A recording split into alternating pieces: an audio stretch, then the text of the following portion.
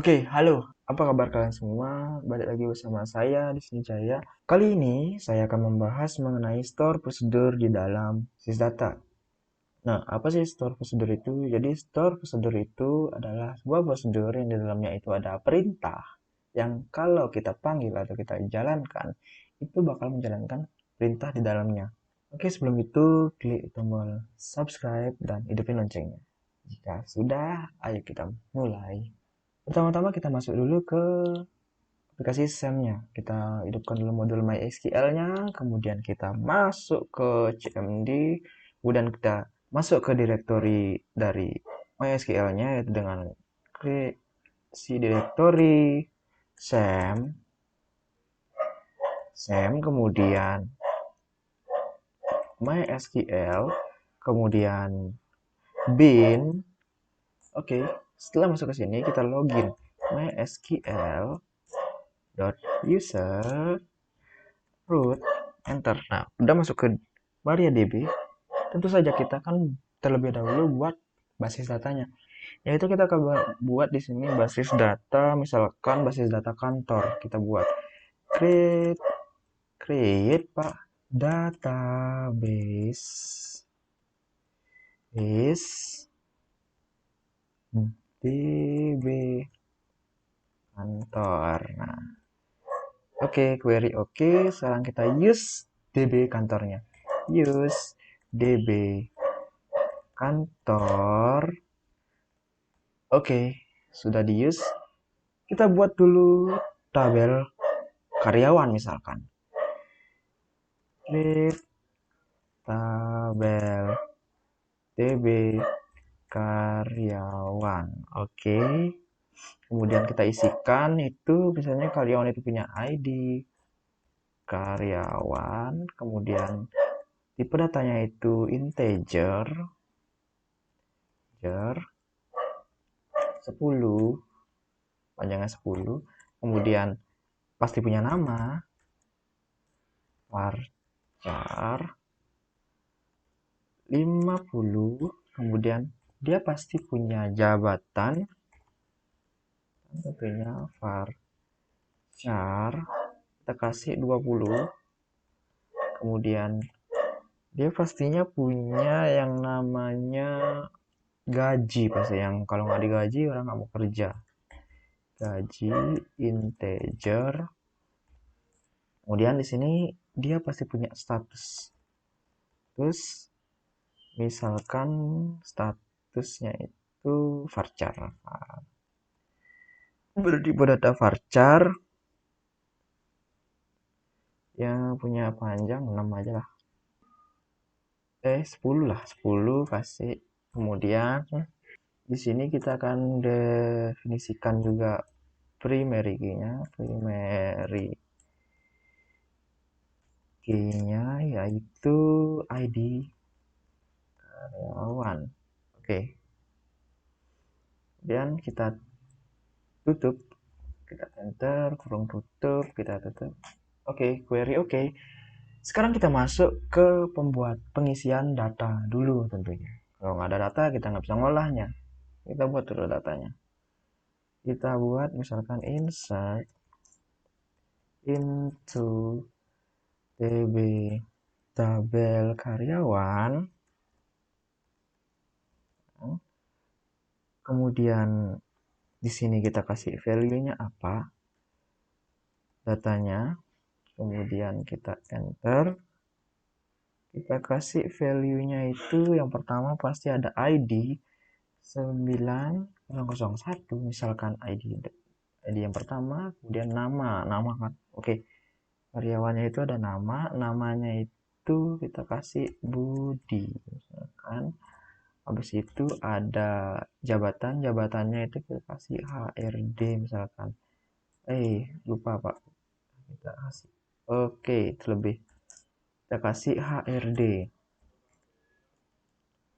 RD misalkan. Habis itu kita kasih gajinya itu 10 juta. Itu 2333. Oke. Kemudian statusnya itu karena dia ini pasti dia aktif.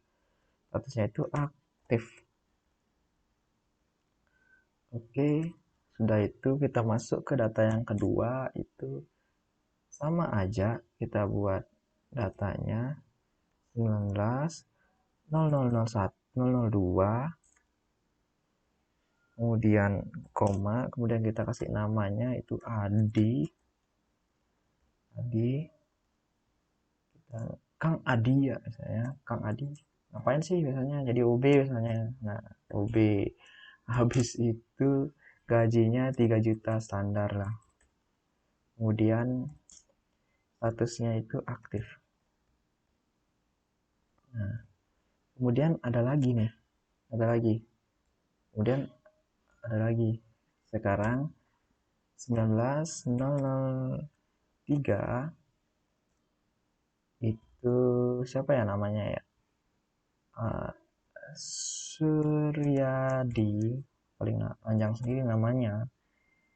Habis itu jabatannya itu marketing, kemudian gajinya 5 juta lah, lebih tinggi dari OB kan, itu 23, oke.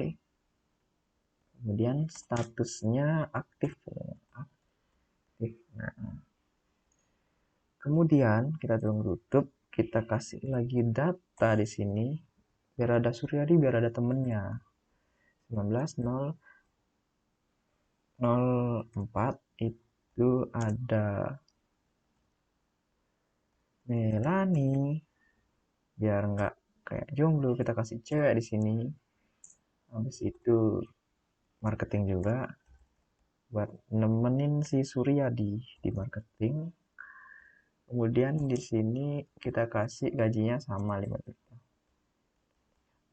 Oke, kemudian statusnya itu aktif. Nah, oke. Ini udah jadi. Kita enter. Oke, query oke. Kita masuk sekarang ke proses utamanya, yaitu buat store prosedurnya. Oke, yang pertama kali kita harus buat itu adalah tentunya kita harus lihat dulu datanya udah masuk atau belum. Itu dengan select all, mana all-nya, all from tabel karyawan. Oke. Oke, datanya itu ada 4 data karyawan, itu ada Budi, Adi, Suryadi, dan Melani. Itu dengan status aktif semua, dengan gaji yang masing-masing punya gaji sendiri. Itu ada HRD, OB, marketing. Oke, karena tadi kita udah buat database-nya juga udah, isi data juga udah, sekarang kita masuk ke inti dari video ini, yaitu buat store prosedur. Yang pertama kali harus kita lakukan adalah mengganti delimiternya, yaitu dengan cara delimiter. Kita boleh pakai tanda apa aja, tapi saya lebih prefer ke slash. Kemudian setelah diganti, kita masuk ke pembuatan prosedurnya, yaitu create prosedur. Kemudian kita kasih namanya dulu, namanya apa, kita sesuaikan dengan fungsi dari prosedur ini, yaitu kita bakal buat prosedur yang nampilin tabel ini. Jadi kita akan pakai perintah yang ini, select from tabel karyawan. Kita buat aja namanya show data, kemudian tanpa parameter karena ya cuman perintah select aja, nggak isi parameternya. Lalu kita begin, kemudian kita kasih query-nya atau perintahnya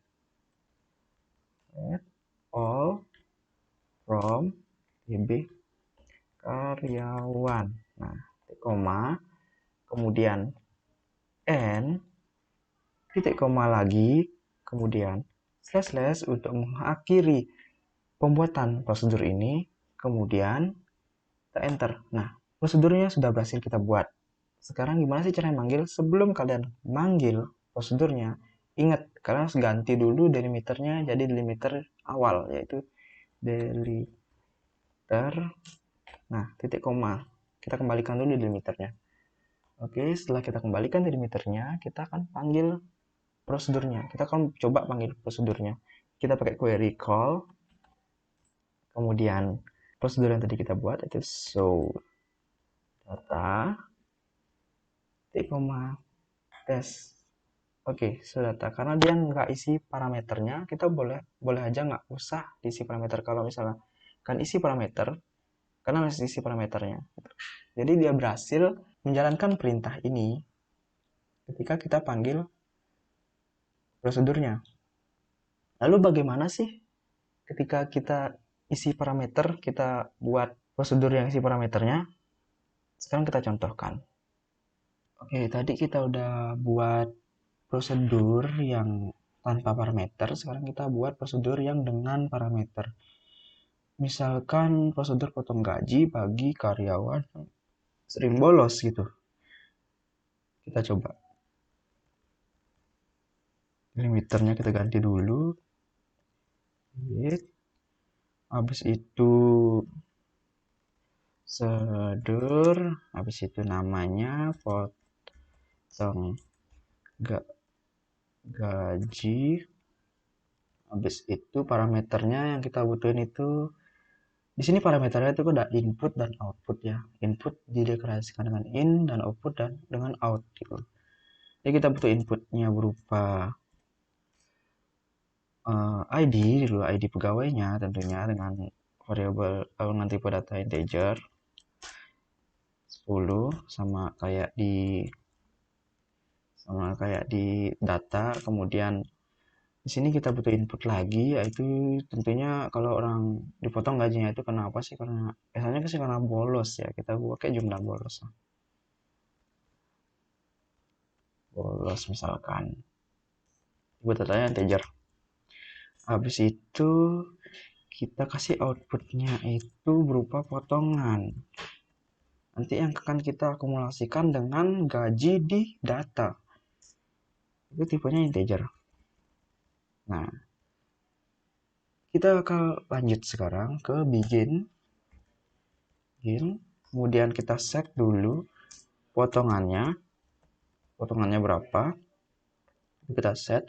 Titik 2 sama dengan potongan itu dihitung dari jumlah bolos dikali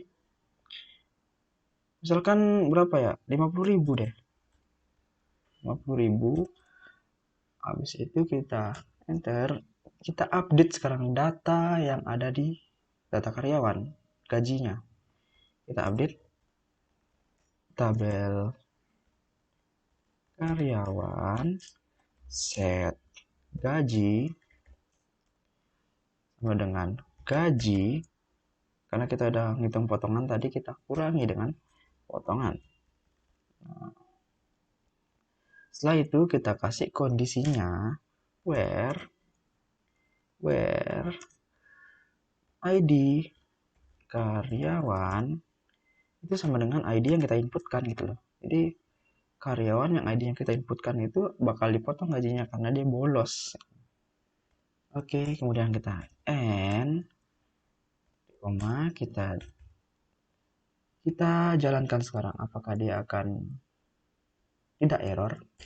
Oke, query sukses. Berarti kita sukses untuk membuat prosedur yang ini. Coba kita jalankan sekarang. Sebelumnya kita ubah dulu delimiternya jadi titik koma. Delimiternya itu jadi titik koma. Coba dulu. Nah, setelah itu kita coba panggil sekarang. Kita panggil call potongan, potong gaji, bukan potongan, potong gaji. Kita kasih parameternya. Misalkan siapa nih yang misalkan si Adi, misalkan dengan Adi karyawan 19002 misalkan. Lalu jumlah bolosnya sering banget nih, bolos 10 kali lah misalkan. Habis itu potongan gajinya kita bakalan taruh di potongan. Nah, ini outputnya bakal ditaruh di sini ya, di field add potongan ini. Jadi kita tutup, kita titik 2, kita jalankan. Oke, query oke. Berarti seharusnya yang terjadi adalah gajinya itu udah dipotong. Coba kita gini aja dulu deh, kita lihat potongannya berapa gitu loh. Kita lihat potongannya berapa itu dengan cara kita select field potongan ini karena output potongan itu disimpan di field add potongan ini. Kita select add potongan. Oke, kita hitung dulu lah. 10, dia bolos 10 kali. Kemudian potongannya per bolos itu 50.000. Bener, 500.000. Oke, sekarang kita lihat di tabel karyawan. Apakah sudah dijalankan perintah update ini? Kita lihat, kita cek sekarang. Yaitu dengan cara kita select, kita show aja deh, kita pakai prosedur yang tadi udah kita buat biar nggak mubazir. Nah, kita call show data. Nah, benar. Ketika prosedur potong gaji dijalankan, potong gaji dengan parameter yaitu ID-nya si Adi, kemudian jumlah bolosnya, kemudian kita simpan data potongannya di add potongan, itu dia akan menjalankan perintah set potongan, itu ngasih potongannya berapa, itu berarti 10 dikali 50.000, jadinya 500.000, kemudian update tabel karyawan, set gaji sama dengan gaji potongan. Gaji dikurang potongan, jadi gajinya dikurang potongan, gaji pertamanya itu adalah 3 juta, kemudian dipotong 500.000, jadinya 2.500.000. Bener. Jadi prosedur yang kita buat berhasil. Nah, seperti itulah kurang lebih cara kerja prosedur dan bagaimana query-nya. Sekian dari saya. Kalau ada salah kata, saya mohon maaf. Dan apabila video ini bermanfaat, kalian boleh like dan subscribe. Sampai jumpa di lain kesempatan. Oke, see you.